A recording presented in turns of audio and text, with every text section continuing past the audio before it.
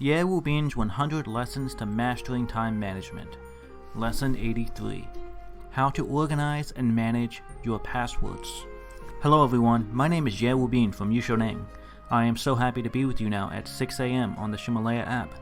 For those of you who have been following my lessons, welcome back, and if you're new here, welcome aboard. I'm so happy to have you with us.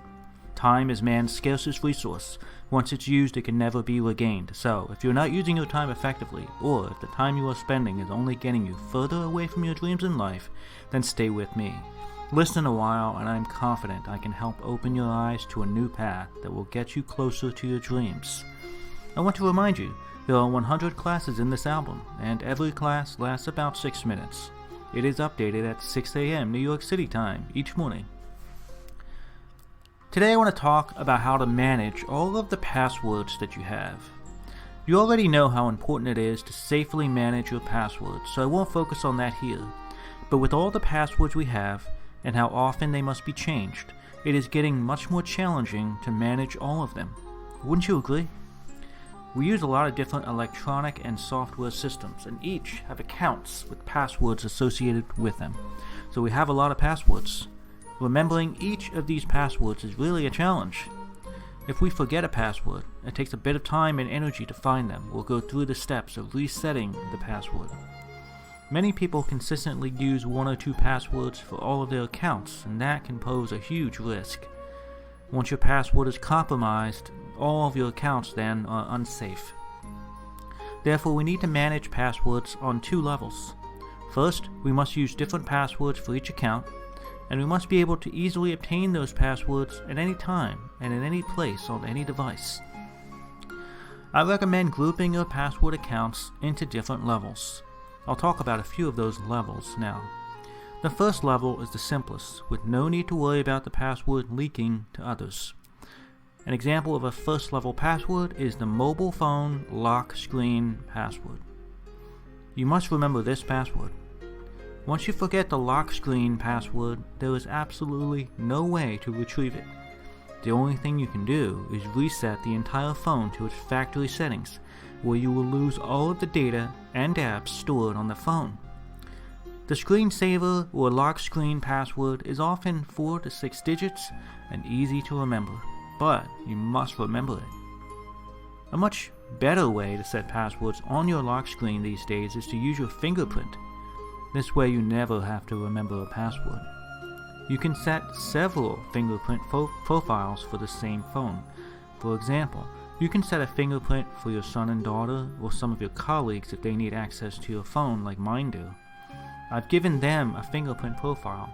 It's very convenient, and you don't have to share passwords, which is indeed risky. Entering passwords should be avoided in favor of fingerprint readers. One risk is that others will glance at your phone as you enter a password, which is why fingerprints are more effective. The second level password is your internet provider. I suggest using a similar password for each of your internet providers. You will have to manually change this password from time to time. The third level, or group, includes passwords for all of your social applications and email accounts. I suggest you classify each of these as one group of passwords. These social sites like WeChat and Facebook and your email are very important, so I recommend using a complex password with both numbers, letters, and symbols if possible. The fourth level of passwords is for accounts that store your payment information, like Jingdong, Taobao, Tmall, Dongdong, Amazon, and PayPal. I suggest you use a similar password for each of these, which is more convenient to manage than having completely different passwords for each of them. The next level is for banks and financial institutions. Banks may require different passwords for different places. In China, they will require a password to request an account balance, a different password to make payments, and a different password to access credit card accounts. So I suggest using different passwords for each and keeping them organized. I suggest grouping your smaller credit cards, which you don't use often, with one password, and those credit cards you use often with another. If you have several bank accounts, I recommend not using online banking for all of them. This will just give you an extra layer of security in case you have a hack. I also think you should not manage your bank credit cards as much. In other words, don't get so many of them. Managing staff, information, and goods are one kind of management, but managing software is a little different. When storing up bank cards, choose the most important ones to carry with you, and not carrying all of them with you at the same time. Another layer of security. Learn to discard those things that you don't need too much of. For example, credit cards. This comes from a Japanese concept of giving up, which we'll talk a little bit more about in the future. Today I'm going to share a concept with you about how to carefully select credit cards. It's inefficient to have so many credit cards because it will be difficult to manage all of them. It will take a lot of time. So keep a moderate number of credit cards and develop a way of organizing them according to how frequently you use them. And what about passwords? How should we group and organize our passwords? I suggest you find a password management app such as 1Password, that's the numeral 1 and then the word password, all in one word, or OneSafe, which is the letter 1, O-N-E, and then safe, all one word. The only risk here is that if you store all of your passwords in a program like this and then you lose the password to get into these programs, that it will be very difficult to recover. So what can you do? You might consider using Evernote to manage your passwords. That's a thought. The risk with using Evernote to store your passwords is it's not as secure, and people can break into that as well.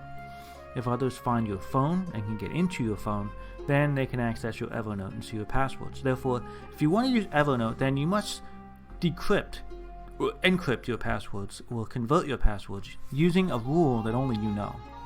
So how would that work? First, you need to change your password and record it in Evernote. Then, if your password is something like 123456, then you might apply a rule, such as reversing it to 654321, and then add something in the middle, such as ABCDE. So you have something like 654 ABCDE 321, and you would apply the rule of removing the middle text and reversing the numbers, and you know it will be your password. But only you would know that. This was simply an example, so don't use this exact example, and don't use simple numbers like 1, 2, 3, 4, 5, 6. Make it more complex. You should set a password that alternates between letters and numbers, even in odd digits, or even put the same digit after your known numbers, like the number 1. So you could have, instead of 654321, 6151413121, 11. Keep the rule relatively simple, whatever you do, so that you can remember it. It is said that it's very easy for your email account password to be cracked and leaked these days. So once it's hacked, it is sold or traded on the underground or black market. And when others crack the password, they can find all of the other. They can use this password for any other account that has the same password. And if not careful, they may be able to get into your financial accounts like Alipay or credit cards. These are stories that I've heard. It hasn't happened to me personally, so be the judge for yourself. This is why it's so important to change your password all the time. It's the only way to safely guard against the risks. To modify your passwords, you need to do it in batches. Change your passwords all at one time. Therefore, organize your password accounts into groups and levels and sort them. Think about what you would need to do if you lost your password. How would you go about retrieving it? Be prepared with a plan in case this happens. So it's very important to keep your passwords organized, secure, and safe. Good organization and time management requires proper planning of these passwords. Alright, that's all for today. Good luck, everybody. These audio lessons are translated by Neng's partner Cece and then recorded by her husband Justin. I wish you great success today. See you tomorrow.